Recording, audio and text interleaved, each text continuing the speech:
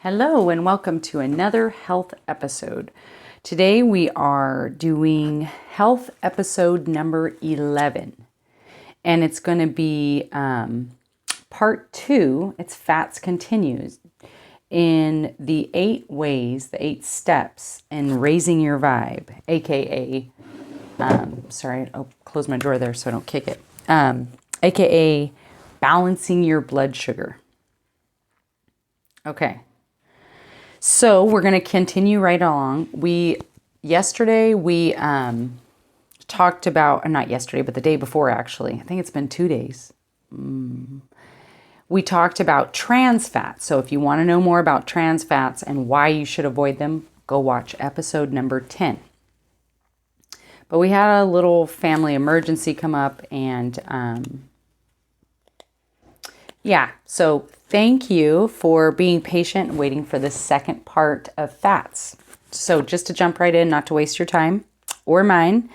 First fat we're going to talk about today is saturated fat. It's solid at room temperature. It's considered healthier than trans fat, although the consumption still should be monitored. It's found in foods such as meat, dairy, some baked goods, fried foods. What else did I put? Oh, palm-based oils, palm kernel, palm oil, or coconut oil. And coconut oil is, it's a debated saturated fat. It's a medium chain fatty acid, and we will call this MCF. Medium chain fatty acids.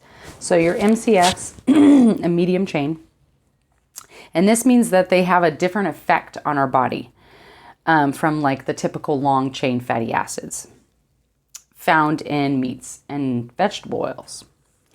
So the shorter chain allows them to be sent directly to the liver to be metabolized into energy rather than being stored as fat. So what does this mean for a blood sugar roller coaster? Remember, I think I put it away by now. I've been bringing it out a lot. But anyways, remember the blood sugar roller coaster. We start with a craving, then we eat a simple carb or a simple sugar, and our glucose, our blood sugar level spikes, which also means when our glucose spikes, what else spikes? Our insulin. So constant high insulin creates insulin resistance, and I'll talk about that again in another episode, but it's not good. We need insulin to help us process the glucose out of our blood vessels, right? Into either being used as energy, as stored, or digested, or put out as waste. It needs to be going through the process and not stuck in our blood vessels.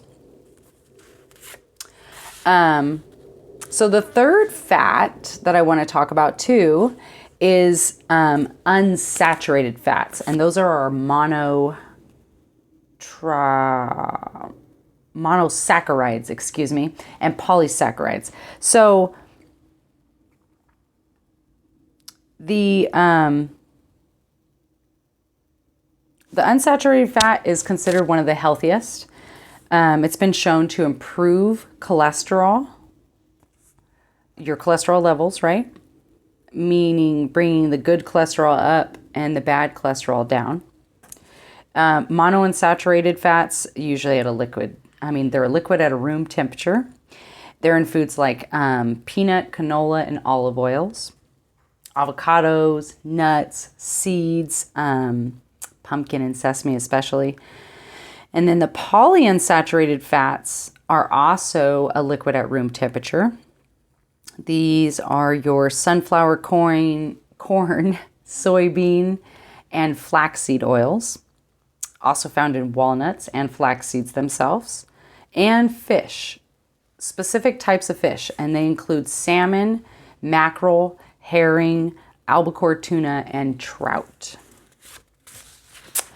So what about, essential fatty acids are a type of polyunsaturated fat.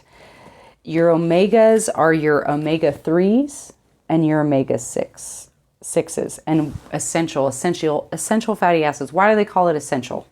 Well, because the body cannot make them. They have to be obtained from our diet, from the food that we eat.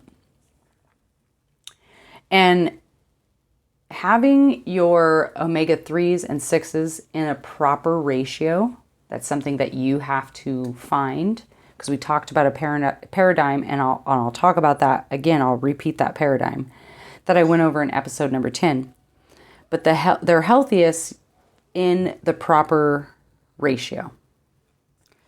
And when what they do, right, when they're in this perfect ratio for your particular body, your immune system functions better, your cardiovascular system functions better, your central nervous system flows better. It normalizes cholesterol. Like I said, it brings up the good cholesterol and brings down the bad cholesterol, which promotes heart health, right? And it keeps blood sugar levels consistent. This is like the whole big point of fats and why they're so important. And what about low fat and fat-free foods? We all are faced with this. Like, what is it good to have constantly fat-free or low fat? What if you are overweight and you want to lose weight? You would naturally kind of think to go for fat-free or low fat. And that's not the correct way to think about it. So if you think about food, it's made up of 4 basic components, right? You got your macronutrients, your carbohydrates, your proteins, your fats, and water. Those are the 4 basic components of food. Water, fats, proteins, carbohydrates, right? Excuse me. If you take any one of these away, you have to replace it with something else. And unfortunately, sugar is the most commonly used substitute that manufacturers use. So if they're taking away fat, they're most commonly putting in sugar. Well, everybody has seen red vines, right? The candy, the licorice, red vines. If you notice on every single package of red vines, they say fat-free food, a fat-free food. They say fat-free. And if you look at the nutrition facts, it's true. There is 0 fat. But the one thing you must remember, that excess glucose causes a stress on the body. And what does stress do? Stress dumps all glucose and stores it as fat out of the bloodstream and shuts down digestion. Okay? So that's what sugar does. Processed, regular sucrose sugar. So even though there's no fat in those red vines, there's enough sugar, too much sugar. So, please like, share, comment, and when you subscribe, please hit the bell button so that you see when I release new videos as soon as they come out. And I just wanted to implement a new aspect to this. I really want to create a sense of interaction here. And so I want you guys to comment below any breakthroughs or takeaways that you've had during this episode today. So if there's something that you didn't realize about fat, maybe it's just the fact that you need to consider how much fat you're eating. Maybe you're not eating enough. Remember the fat deficiency signs. I want to go over those real quick. Brittle hair and nails. They may be splitting or cracking. Really dry skin or dandruff. Dry eyes, feeling spacey, being forgetful. Always being tired. Being really thirsty, and just general low energy. So we have to remember these things. Tune in. Tune into ourselves. You can be clinically fat deficient.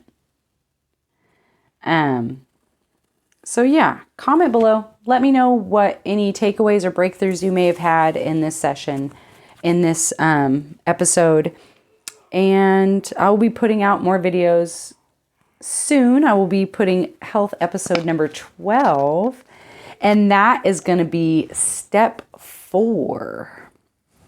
Step 4 of how to raise your vibe. It's going to be a really good one, very simple. And if you're interested in what that's going to be about, then hit that subscription button and hit the bell next to the word all, so you get all the episodes that come out.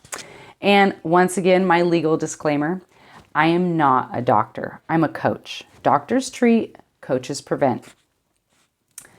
These videos are for educational and entertainment purposes only. Please, please, please contact your regular licensed physician for any major changes to your diet or your exercise routine. And with that, you guys have a fabulous day. I'll see you later. Bye.